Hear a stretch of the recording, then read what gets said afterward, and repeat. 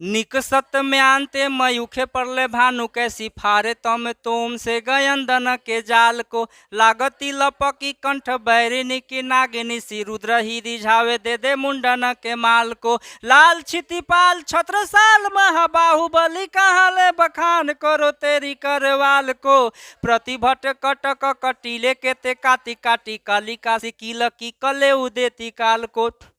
तो ये बेसिकली ये जो कवित नंबर 2 है, कवित नंबर 2 किसके उपमा के लिए गाया गया है? छत्रसाल। कहाँ के राजा थे छत्रसाल? बुंदेलखंड के राजा थे और बहुत बड़े योद्धा थे। खास तौर पर अपने समय में जो मुगल साम्राज्य था दक्षिण में रोकने वाले थे शिवाजी, तो शिवाजी के बारे में उपमा दे ही दिए। और बुंदेलखंड जो क्षत्रियों का बेसिकली एक बहुत बड़ा इलाका है, गढ़ रहा है ना, तो उसी गढ़ के राजा हुआ करते थे राजा छत्रसाल। राजा छत्रसाल जो थे मुगलों को रोक के रखे थे, है ना। तो इस छत्रसाल की तलवार की बड़ाई कर भूषण जो है किनके यहाँ रहे थे? दरबारी कवि के रूप में भूषण दरबारी कवि के रूप में सबसे पहले शिवाजी के यहाँ रहे थे। शिवाजी के बाद उनके पुत्र सांभाजी के यहाँ, सांभाजी के यहाँ के बाद फिर कहाँ रहने लगे? महाराज छत्रसाल के यहाँ रहने लगे और उन्हीं के यहाँ दरबारी कवि के रूप में रहे। हालांकि इनकी लंबी अवधि रही है, तो आप लोग समझेंगे किसके बारे में? छत्रसाल के बारे में। छत्रसाल के बारे में तो सबसे पहले समझिए लिए हैं, आपको जानना है इस कवित नंबर 2 का अर्थ क्या होता है। तो कवित नंबर 2 का अर्थ आप लोग देखेंगे कि सबसे पहले है निकसत म्यांते मयूखे परले भानु कैसी। निकसत, निकसत का मतलब क्या होता है? निकालते हैं, निकालते हैं। क्या? म्यान। निकसत म्यांते मयूखे। जब छत्रसाल जो थे अपने म्यान से तलवार किस तरह निकालते हैं? जिस प्रकार सूर्य से किरणें छूटती है, सूर्य से किरण कितना तेज छूटती है जी, ये जितना तेज सूर्य से उसकी किरणें निकलती है उतना तेज ही अपना तलवार म्यान से निकाल लेते थे। कौन? छत्रसाल। निकसत म्यांते मयूखे परले भानु कैसी। परले भानु, भानु मतलब होता है सूर्य, और प्रलयंकारी जो सूर्य होता है मतलब कि आप समझ सकते हैं कि जिस प्रकार प्रलयंकारी सूर्य की किरणें, प्रलयंकारी सूर्य की किरणें बड़े बड़े विशाल हाथियों के झुंडों जैसे अंधेरे को चीर देती है। फारे तम तोम से गयंदन की जाल को। फारे तम तोम से गयंदन की जाल। गयंदन का मतलब क्या होता है? हाथियों का झुंड। तम मतलब अभी इसके पहले वाले में पढ़े, पहले वाले कवित में आप लोग पढ़े, तम का मतलब क्या होता है? अंधेरा। जो भयंकर अंधेरा छाया हुआ रहता है, अब प्रलयंकारी सूर्य की जो किरणें होती है वह जब आती है तो घनघोर अंधेरा, जो काले काले हाथियों के समूह जैसे अंधेरे होते हैं, उनको चीर देती है। वैसे जब अपना तलवार निकाल लेते हैं तेज से और दुश्मन, बड़े बड़े विशाल दुश्मन के समूह को चीर देते हैं, बर्बाद करके छोड़ देते हैं, है ना, तबाही मचा देते हैं। कौन तबाही मचा देता है? छत्रसाल तबाही मचा देते हैं। अपने दुश्मनों के बीच में जब चले जाते हैं तो तबाही मचा देते हैं। लागती लपकी कंठ बैरिनी के नागिनी सी। बैरिन का मतलब दुश्मन, और नागिन समझते हो ना, नागिन का बदला कितना खतरनाक होता है। नागिन अपने दुश्मन के एकदम गले में लिपट जाती है और तब उसको डंक मारती है। उसी तरह जो महाराज छत्रसाल हैं, उनकी तलवार जब निकालते हैं तो गर्दन पर जब दुश्मन के मारते हैं तो उनकी गर्दन से नागिन की तरह लिपट जाती है। अब आप सोच रहे होंगे कि तलवार तो सीधा होता है ना, तलवार जब सीधा होता है तो दुश्मन के गले को में लिपट कैसे जाएगा, है ना। तो आपको पता होना चाहिए उस जमाने में मुड़ने वाले तलवार हल्के और आप लोग बेसिकली एक मूवी आया था जिसका नाम था पद्मावत, है ना, बाजीराव मस्तानी, पद्मावत या फिर बाजीराव मस्तानी, सॉरी फिल्म का नाम क्या था? बाजीराव मस्तानी।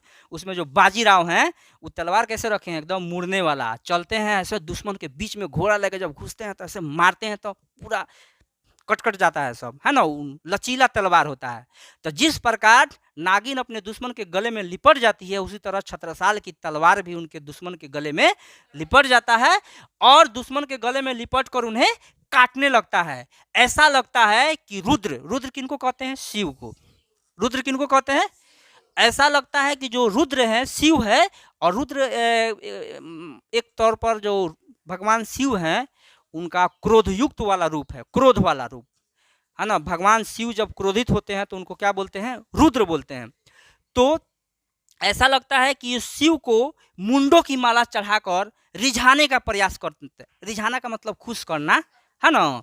तो जिस तरह इस तरह से एकदम सिर का बॉन्डर मतलब कि समझिए कि अपने तलवार से अपने दुश्मनों के बीच में बॉन्डर ला दिए हैं और दुश्मन के गले को काट रहे हैं एकदम मुंडों का झुंड, मुंड का मतलब गर्दन का ढेर लगा दिए। ऐसा लग रहा है कि भगवान शिव को एकदम खुश करने के लिए एकदम दुश्मनों का गर्दन काट काट के चढ़ा रहे हैं। समझ में आया। तो इसके बाद है लाल क्षितिपाल छत्रसाल महाबाहुबली। बाहुबली नाम तो सुना ही होगा है। कौन बाहुबली का नाम सुना है? अमरेंद्र बाहुबली का नाम सुना है कि महेंद्र बाहुबली का नाम सुना है? दोनों का नाम सुना है। मेरा वचन ही है शासन। क्षितिपाल का मतलब एक तरह से राजा होता है। क्षितिपाल का मतलब राजा, और लाल का मतलब एक तरह से प्यारा भी होता है। तो इसको ऐसे समझिएगा, लाल क्षितिपाल छत्रसाल महाबाहुबली।